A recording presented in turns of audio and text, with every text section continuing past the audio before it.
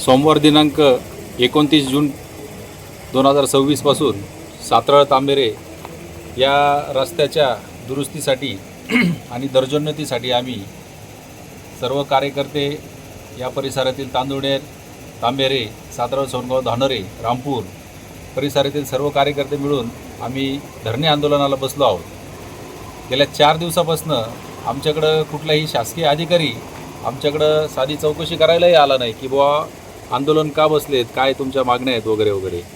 तर मला शासनाला विनंती आहे की आपणही आमच्या त्या मार्गाला येऊन आमच्या परिसरामध्ये जे जे कोणी शासकीय कर्मचारी आहेत त्यांना त्या रस्त्याने येण्या जाण्याचं एकदा कंपल्सरी तरी करावं, म्हणजे शासनाला कळेल की त्या रस्त्याची अवस्था काय आहे। सध्या विद्यार्थ्यांना जाणं येणं मुश्किल झालेलं आहे, शेतकरी शेतीमाल वाहतूक त्या रस्त्याने होत असते, त्यांचंही जाणं येणं मुश्किल झालेलं आहे, त्यांना चारा वाहतूक करावं लागते त्या भागातून, तर त्यांचंही जाणं येणं मुश्किल झालेलं आहे। आमच्या भागातून तालुक्याला येणारा एकमेव प्रमुख रस्ता असल्यामुळं त्या भागातून एस टी जी तालुक्याला येत होती ती एस टीसुद्धा आता शासनाने बंद केलेली आहे।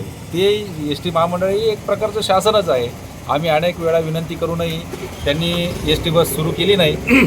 याचा अर्थ तुम्ही शासनाने गांभीर्याने घ्यायला पाहिजे की शासनच जर एस टी महामंडळाची एस टी बंद करतं आहे, इतका खराब तो रस्ता असावा, तर ग्रामीण भागातील शेतकरी आणि इतर ग्रामस्थांना त्याचा किती त्रास सहन करावा लागत असेल। आम्ही गेल्या 2020च्या आधीपासून या रस्त्याच्या दर्जोन्नती आणि इतर कामासाठी पाठपुरावा करत आलो आहोत, परंतु अद्यापही आम्हाला यश आलं नाही। शासनाने नेहमीच त्याच्याकडे दुर्लक्ष केलं आहे।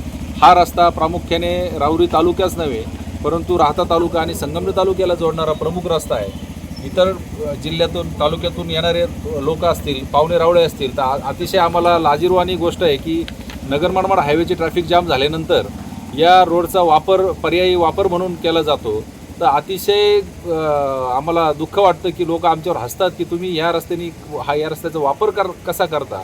म्हणजे पाहुणे रावळेसुद्धा आता आमच्याकडं यायचं टाळाटाळ व्हायला लागली आहे, अशा पद्धतीची खेद आम्हाला व्यक्त करावा लागतो आहे। गेल्या 4 दिवसांपासून आम्ही आता अधिवेशन चालू आहे, अधिवेशनच्या काळातही आम्हाला अपेक्षा होती की आमच्या विनंतीला मान देऊन लोकप्रतिनिधी हा विधान भवनामध्ये आमचा आवाज उठवतील, पण आमचाही अपेक्षाभंग झालेला आहे।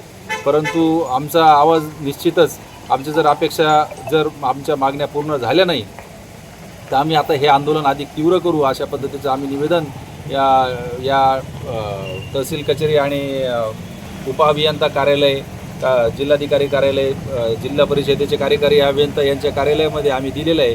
आम्ही भविष्यात रस्ता रोको करू, टाकेवर चढू, टॉवरवर चढू आणि शोले स्टाईल आंदोलन करून शासनाला निश्चित जागं करण्याचा आम्ही प्रयत्न करू।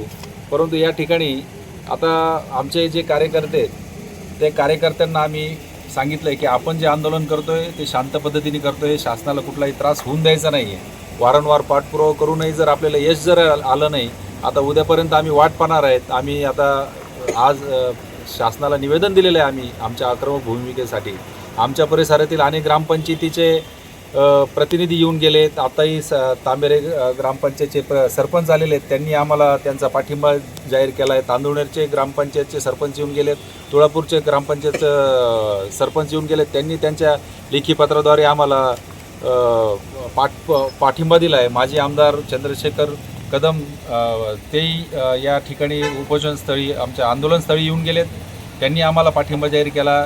त्याच्यानंतर आमचे भाजपाचे तालुकाध्यक्ष आहेत ते स्वतः आले, त्यांनी सांगितलं की आपल्या गावचा रस्ता आहे, तुम्ही पक्षविरहित जे आंदोलन करतायत आणि त्या पक्षविरहित आंदोलनाला माझा पाठिंबा आहे, काय मदत लागली तर मी मदत करील, असं आश्वासन आमच्या अनेक परिसरातील नेते मंडळी, सामाजिक कार्यकर्ते, शेकडो लोक या ठिकाणी आमच्या आंदोलनस्थळी भेट देऊन गेलेत। आमच्याकडे त्याच्या नोंदी आहेत, आमच्याकडे सह्या आहेत आणि त्यांनी सगळ्यांनी आम्हाला आश्वासन दिलेलं आहे। आमच्या सातऱ्याचे सरपंचही या ठिकाणी येऊन गेलेले आहेत, धानोरेचे सरपंच उपसरपंचही या ठिकाणी येऊन गेलेले आहेत। आमची फक्त शासनाला विनंती की आता बाबा काहीतरी करा आणि आमचा रस्ता मोटरेबल करा, सध्या वाहतुकीच्या योग्य करा, कारण की सध्या आमचं पायी चालणंही मुश्किल झालं आहे। आठवडे बाजारासाठी आमचा महिला वर्ग असेल, शेतकरी वर्ग असेल, पायी त्याला गावात जावं लागतं बाजार आडाला, त्यालाही ते पायी चालणं मुश्किल झालेलं आहे। व्यापारी वर्ग त्रासलेला आहे। याच्यामुळं आता 2 गावात हा रस्ता झाल्यानंतर व्यापार वृद्धी होणार आहे। या गावाची 2 जर गावं कनेक्ट झाले तर व्यापारही वाढतो, त्या गावाची प्रगती होती। म्हणूनच आमचं हे आंदोलन आहे। आमचं याच्यात कुठलाही स्वार्थ नाही। हे निस्वार्थीपणाने आमचं हे आंदोलन चालू आहे. श्रेय कुणी घ्या, नारळ कुणी फोडा, भूमिपूजन कुणी करा, उद्घाटन कुणी करा, पण रस्ता करा ही आमची आग्रही मागणी आहे.